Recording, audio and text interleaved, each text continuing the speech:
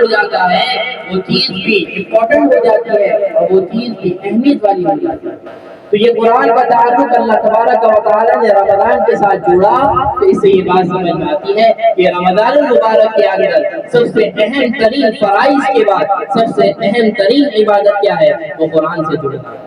وہ قرآن کے ساتھ جڑنا، اس کی تلاوت کی شکل میں جڑنا، اس کو سمجھنے کی صورت میں جڑنا، اس پر عمل کرنے کی صورت میں جڑنا، یہ ساری چیزیں قرآن سے تعلق بنانے کی ہے۔ اور اس کو جب انسان رمضان کے مہینے میں قرآن سے تعلق بنا دے گا تو یہی قرآن کے بارے میں رسول اللہ صلی اللہ علیہ وسلم فرماتے ہیں القرآن حجت لک او علیک، یہ قرآن تمہارے لیے یا تو کل قیامت کے دن تمہارے حق میں گواہی دے گا اور یہی قرآن کل تمہارے خلاف بھی گواہی دے سکتا ہے۔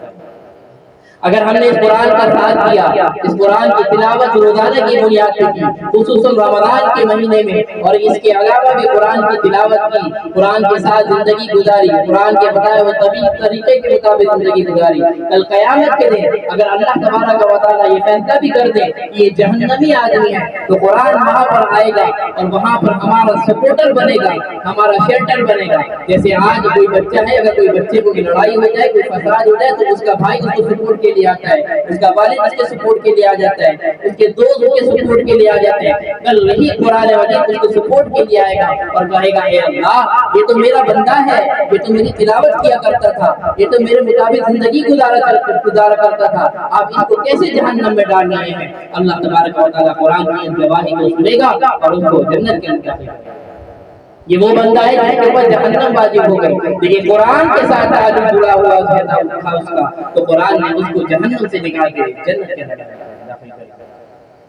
اور وہی بندہ جس کے بارے میں فیصلہ ہو جائے گا کہ یہ بڑا جنتی آدمی ہے، لوگوں کو کھانے بھی بڑا کھلاتا تھا، انسانوں کی خدمت بھی بڑی کرتا تھا، نمازیں بھی بڑی پڑھتا تھا، لیکن قرآن سے اس کا تعلق نہیں تھا، لیکن اللہ تبارک و تعالیٰ اس کی تمام دیگر عبادت کو دیکھ کر اس کو جنت کے اندر داخل کر رہے ہوں گے۔ وہی قرآن آئے گا کہے گا اے اللہ، آپ اس کو کیسے جنت میں داخل کر رہے ہیں؟ اس نے مجھے کبھی اٹھایا نہیں، اس نے کبھی مجھے پڑھا نہیں، اس نے کبھی میرے مطابق زندگی گزارنے کی کوشش نہیں کی، اس کو آپ جہنم میں کیسے داخل کرنا ہے؟ اس کو آپ جہنم میں داخل کریں۔ اور اللہ تبارک و تعالیٰ اپنے کلام کی اس گواہی کو قبول کرے گا اور جو جنتی ہو چکا ہے اس کو جہنم کے اندر ڈالے گا۔ تو یہ چھوٹی بات نہیں ہے، بہت بڑی بات ہے۔ آج ہمیں اس چیز کا اندازہ نہیں ہے کیونکہ ہمیں وہ چیز نظر نہیں آ رہی۔ آج ہمارے نظر کے اندر پیسہ، آج ہمارے نظر کے اندر دیگر چیزیں جو ہے کامیابی، وہ چیز ہمارے نظروں کے سامنے ہے، لیکن وہ کامیابی جو کل آخرت کی کامیابی ہے، جو جنت کے اندر لے جانے والی کامیابی ہے، وہ ہمیں نظر نہیں آ رہی، اس وجہ سے ہمارے دل میں اس کی اہمیت پیدا ہے۔ صحابہ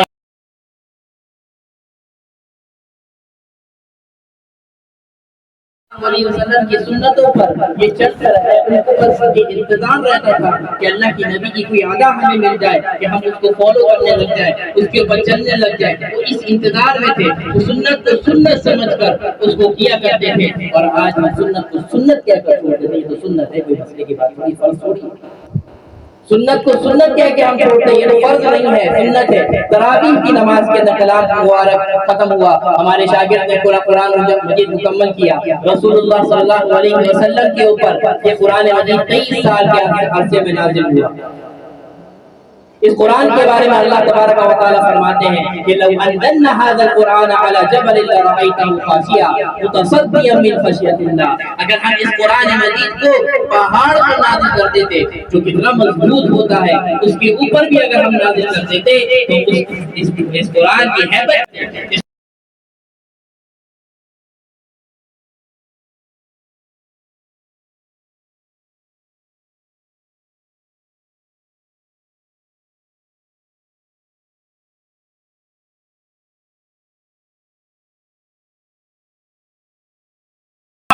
زیادہ ہے، کیونکہ اس کے اوپر اللہ نے ایک انسان کے اوپر قرآن کو نازل فرمایا، اور اس قرآن کو نازل جب فرمایا اللہ کے نبی کی وہ سردی طاری ہو گئی، اللہ کے نبی کب کبانے لگے۔ اس موقع پر حضرت خدیجہ رضی اللہ تعالیٰ عنہ نے آپ صلی اللہ علیہ وسلم کو سپورٹ کیا اور کہا کہ آپ پریشان کیوں ہوتے ہیں، آپ تو یتیموں کا سہارا ہیں، آپ تو غریبوں کا سہارا ہیں، اللہ نے آپ کے اوپر اس قرآن کو نازل فرمایا تو آپ گھبرانے کی ضرورت نہیں ہے، آپ کو جو یہ مشن ملا ہے آپ اس مشن کو بہت اچھے طریقے سے گزار لیں گے اور اللہ کی آپ کی مدد کرے گا۔ تو بتلانے کا مقصد یہ ہے کہ وہ قرآن مجید 23 سال کے عرصے کے اندر رسول اللہ صلی اللہ علیہ وسلم کے اوپر نازل ہو رہا ہے، وہی قرآن مجید ایک چھوٹا سا بچہ 2.5 سے 3 سال کے عرصے کے اندر اپنے دل کے اندر، اپنے سینے کے اندر محفوظ کر لیتا ہے۔ تو یہ کوئی چھوٹی بات نہیں ہے، یہ بہت بڑی بات ہے کہ حفاظ، یہ ہمارے یہ عبداللہ صاحب اور اس کے علاوہ بھی جتنے حفاظ اگر یہاں کوئی بیٹھے تراویح سنا رہے ہیں تو آپ یقین رکھیں کہ کوئی چھوٹا کام نہیں کر رہے، بہت بڑا کام کر رہے ہیں،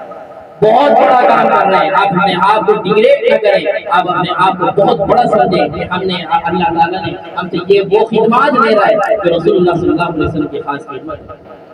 تو میں تراویح کے بارے میں کر رہا تھا کہ تراویح کے بارے میں لوگ ہم سے سوال کرتے ہیں کہ تراویح پڑھنے سے کوئی گناہ، تراویح چھوڑنے سے گناہ تو نہیں ملتا،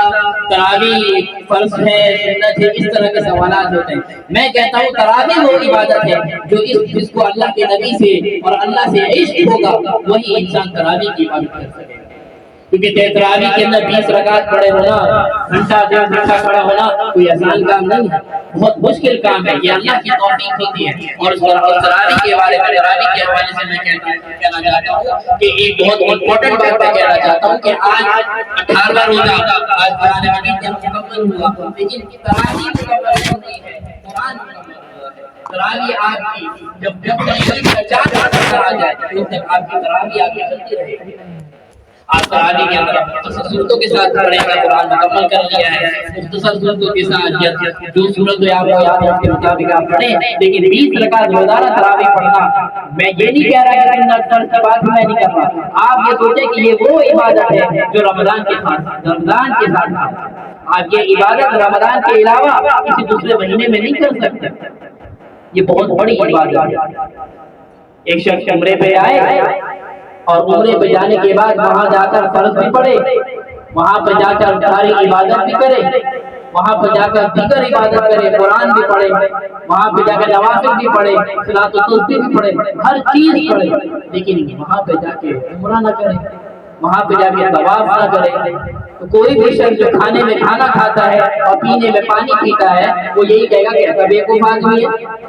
یہ عمرے پہ گیا ہوا ہے لیکن وہاں پہ طواف نہیں کر رہا، عمرہ نہیں کر رہا، کیونکہ عمرے کا جانے کا مقصد ہی طواف کرنا ہے، عمرے پہ جانے کا مقصد ہی عمرہ کرنا ہے۔ تلاوت تو آپ گھر بیٹھ کے بھی کر سکتے تھے، نوافل تو آپ گھر میں بھی کر سکتے تھے، دیگر مساجد ہر جگہ یہ کام انجام دے سکتے تھے، لیکن وہاں جانے کا اصل مقصد کیا ہوتا ہے کہ کعبہ کا چکر لگانا، طواف کرنا۔ تو جیسے وہ شخص بیوقوف ہے، یہ عمرے پہ جا رہا ہے، دیگر عبادت کر رہا ہے، لیکن طواف نہیں کر رہا، عمرہ نہیں کر رہا، اسی طرح وہ شخص بھی بڑا بیوقوف ہے کہ رمضان کا مہینہ پا رہا ہے اور تراویح کی نماز نہیں پڑھ رہا، کیونکہ تراویح کی جس طرح کعبے کے ساتھ عمرہ اس جگہ کے ساتھ خاص ہے، اسی طرح تراویح بھی رمضان کے ساتھ خاص ہے۔ کتنے ایسے لوگ تھے جو ہمارے ساتھ پچھلے سال اس رمضان کے مہینے میں تھے اور تراویح میں ہمارے ساتھ شامل تھے، ہمارے رشتہ داروں میں سے بھی بہت سے ہوں گے، ہمارے دوست احباب میں سے بھی بہت سے لوگ ہوں گے، لیکن آج اس رمضان میں نہیں ہے، آج وہ تراویح نہیں پڑھ سکتے، آج وہ قرآن کی تلاوت نہیں کر سکتے، وہ موقع اللہ نے ہمیں دیا ہوا ہے، ہمیں فائدہ اٹھانا چاہیے کہ رمضان کا مہینہ آیا ہے، ہمیں ہر وقت ہمارا عبادتوں کے اندر نوجوان بیٹھا ہے، راتوں کو میں دیکھتا ہوں، راتوں کو روزانہ ہر جگہ کے اوپر آپ اس روڈ کے اوپر نکل جائیں یا کہیں پہ نکل جائیں، ہر جگہ پہ آپ کو کرکٹ کے میچ نظر آ رہے ہیں،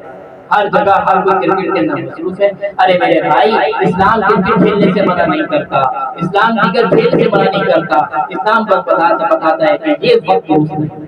یہ وقت درست نہیں ہے، آپ کھیلیں، آپ کے پاس 11 مہینے ہیں، آپ اس راتوں کے اندر کھیلیں، آپ سیٹرڈے نائٹ کے میچز لگائیں، آپ ٹورنامنٹ کھیلیں، سب کچھ کھیلیں، یہ رمضان کی عبادت، رمضان کی راتوں کو ان چیزوں کے اندر برباد نہ کریں۔ اور اگر کوئی کھیل بھی رہا ہے تو کم از کم آخری وقت اس آدھا گھنٹہ 1 گھنٹہ عبادت کے لیے خاص کرنا، رات کو جاگے ہوئے ہوتے ہیں، بہت اچھا موقع ہوتا ہے کہ چند رکعت تہجد کی بھی پڑھ لیں، چند رکعت کچھ تلاوت بھی کر لیں، یہ بڑی اچھی بات ہے۔ تو یہ رمضان کا مہینہ ایک انتہائی اہم ترین مہینہ ہے۔ علامہ آلوسی رحمہ اللہ فرمایا کرتے تھے کہ اگر زمین کے نیچے رہنے والوں سے، یعنی جو لوگ اس دنیا سے رخصت ہو چکے ہیں، اگر ان سے یہ سوال کیا جائے تمہیں کس چیز کی ضرورت ہے تو وہ ایک ہی جواب دیں کہ کاش ہمیں دوبارہ رمضان کا مہینہ مل جائے، کاش ہمیں روزانہ،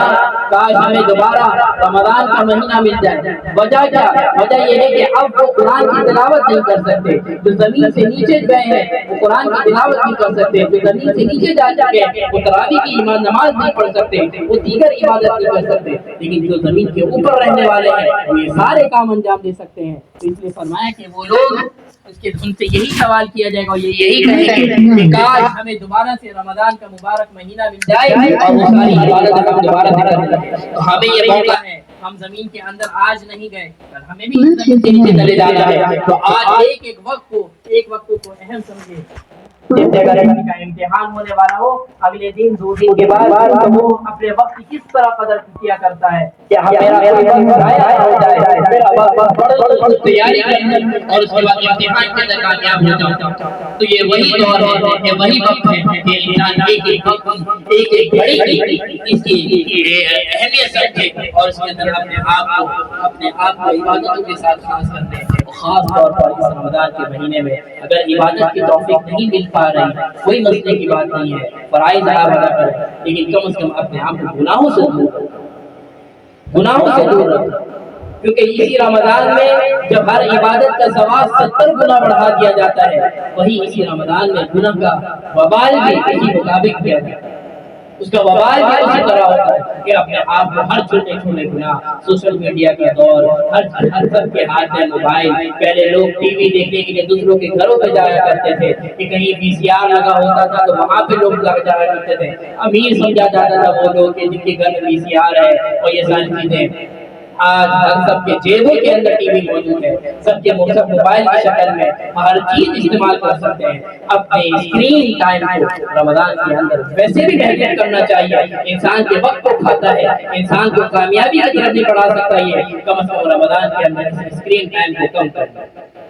اپنا وقت رمضان کا زیادہ سے زیادہ عبادت کے اندر گزارے، اپنے موبائل فون کے اندر سے فیس بک کے چیز، اپنے موبائل فون کے اندر سے انسٹاگرام، اپنے موبائل فون کے اندر سے اسنیپ چیٹ، اب یہ نوجوان بیٹھا ہے، سارے لوگ جانتے ہیں، سارے ہم بھی اسی دنیا کے نہیں رہنے والے لوگ ہیں، آپ بھی کسی دنیا سے نہیں آئے، میں سب جانتا ہوں، آپ بھی جانتے ہیں، تو یہ سارے اپلیکیشن 1 مہینے کے لیے اپنے آپ کو اس سے دور کر لیں، جن سے تعلقات ہیں ان سے کہہ دیں کہ 1 مہینے بعد آپ سے تعلقات بحال کریں گے، یہ رمضان کا مہینہ ہے، آپ کی عبادت کریں، ہمیں بھی عبادت کریں، اور یہ اپلیکیشن کو انٹیگریٹ کر دیں، اور اپلیکیشن اگر ڈاؤن لوڈ کرنا ہے تو قرآن مجید کو ڈاؤن لوڈ کر لیں، اگر اپلیکیشن ڈاؤن لوڈ کرنا ہے تو احادیث کو ڈاؤن لوڈ کر لیں، 1 مہینے کی بات ہے، بھلے 1 مہینے کے بعد دوبارہ ڈیٹ کر کے ساری چیزیں ڈاؤن لوڈ کر لیں، لیکن یہ مہینہ اگر آپ کا خراب گزرا تو یہ مہینہ آپ کا ایسا وبال بنے گا کہ اس کے بعد والی زندگی میں آپ کی خرابی ہوگی۔ بس آخری ایک حدیث سنا کے بعد مکمل کروں گا۔ رسول اللہ صلی اللہ علیہ وسلم رمضان کی اہمیت سے متعلق ایک اہم ترین حدیث ہے، آپ سنتے رہتے ہیں، آپ نے مساجد کے اندر سنا ہوگا، آپ نے دیگر جگہ پہ سنا ہوگا، سنتے ہم بہت کچھ ہیں لیکن عمل ہم نہیں کرتے۔ کسی نے کہا تھا کہ اچھی بات کہی جا چکی ہے، اچھی بات لکھی جا چکی ہے، تمام اچھی بات کہی جا چکی ہے، تمام اچھی بات لکھی جا چکی ہے، لیکن مسئلہ یہ ہے کہ وہ بات ہمارے عمل کے اندر نہیں ہے، ہماری پریکٹس کے اندر نہیں ہے۔ تو رسول اللہ صلی اللہ علیہ وسلم ایک مرتبہ رمضان المبارک کے مہینے میں ممبر کے اوپر جمعہ پڑھانے کے لیے آئے، جمعہ پڑھانے کے لیے ممبر کے اوپر چڑھنے لگے، اللہ کے نبی رسول اللہ صلی اللہ علیہ وسلم نے خلاف معمول کام کیا اور فرمایا آمین۔ اسی طرح دوسرے